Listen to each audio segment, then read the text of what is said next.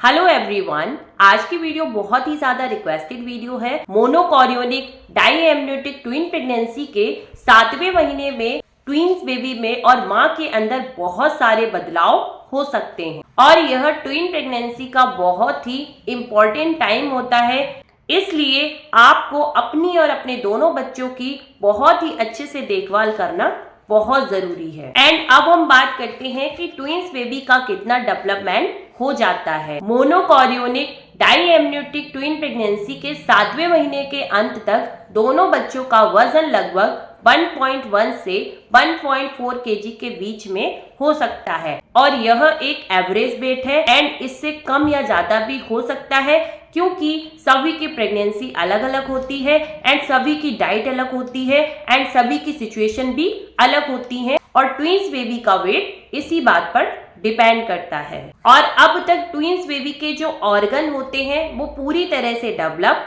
हो जाते हैं एंड अब वो अपनी आंखें खोल भी सकते हैं एंड बंद भी कर सकते हैं और अब आपके ट्विंस बेबी रोशनी की तरफ और आवाज की तरफ रिएक्ट भी कर सकते हैं और ट्विंस बेबी के माइंड का डेवलपमेंट भी बहुत तेजी से हो रहा है एंड अब आपके ट्विंस बेबी दर्द भी महसूस कर सकते हैं और आपके ट्विंस बेबी के लंग्स अभी भी डेवलप हो रहे होते हैं। अब ट्विंस बेबी सांस लेने के लिए भी तैयार हो रहे होते हैं एंड अगर हम उनके मूवमेंट की बात करें तो अब आपके ट्विंस बेबी एक्टिव रूप से चलते रहते हैं एंड मुड़ते भी हैं और घूमते भी हैं एंड लात भी मारते हैं एंड अब आपको अपने ट्विंस बेबी की मूवमेंट पर डेली जरूर ध्यान देना चाहिए। एंड अब हम बात करते हैं कि माँ के अंदर क्या क्या चेंजेस होते हैं। एंड अब तक आपका पेट बहुत ज्यादा बड़ा हो जाता है जिससे आपको बहुत ज्यादा अनकंफर्टेबल महसूस हो सकता है एंड अब आपको बहुत ज्यादा पीठ दर्द होना,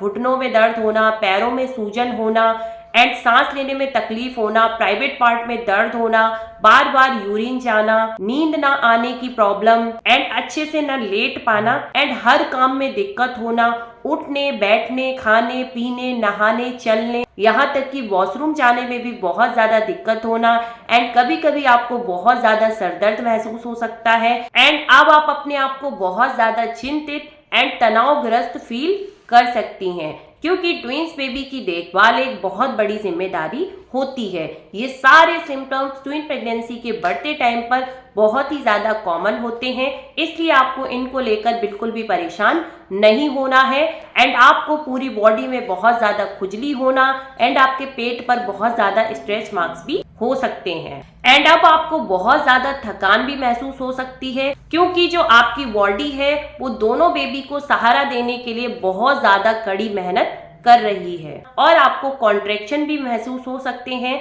जैसे कि एकदम से बहुत तेजी से दर्द उठना एंड उसके बाद में अपने आप चला जाना। याद रखिएगा कॉन्ट्रैक्शन जो होता है वो दिन में 1 या 2 ही बार होते हैं और ये जो कॉन्ट्रैक्शन होते हैं वो आपकी बॉडी को डिलीवरी के लिए तैयार कर रहे होते हैं, इसलिए इनसे घबराने की बिल्कुल भी जरूरत नहीं है। लेकिन अगर आपको दर्द बहुत जल्दी जल्दी एंड बार बार आ रहे हैं तो फिर आपको तुरंत अपने डॉक्टर को दिखाना है। मोनोकॉरियोनिक डाईएमनियोटिक ट्विन प्रेगनेंसी में TTTS का रिस्क होता है यानी कि twin to twin transfusion syndrome. इसका मतलब होता है कि कभी कभी एक ट्विंस बेबी दूसरे ट्विंस बेबी को बहुत अधिक ब्लड देता है, इसलिए आपको अपने डॉक्टर से TTTS के लक्षणों के बारे में बात जरूर करनी है। एंड ट्विन प्रेगनेंसी में प्रीटर्म लेबर यानी कि टाइम से पहले डिलीवरी होने का रिस्क बढ़ जाता है, इसलिए आपको अपने डॉक्टर से प्रीटर्म लेबर के लक्षणों के बारे में जरूर बात करनी है। एंड मोनोकॉरियोनिक डाईएमनियोटिक ट्विन प्रेगनेंसी में सी सेक्शन के बहुत ज्यादा चांस होते हैं, इसलिए आपको नॉर्मल डिलीवरी तभी ट्राई करनी है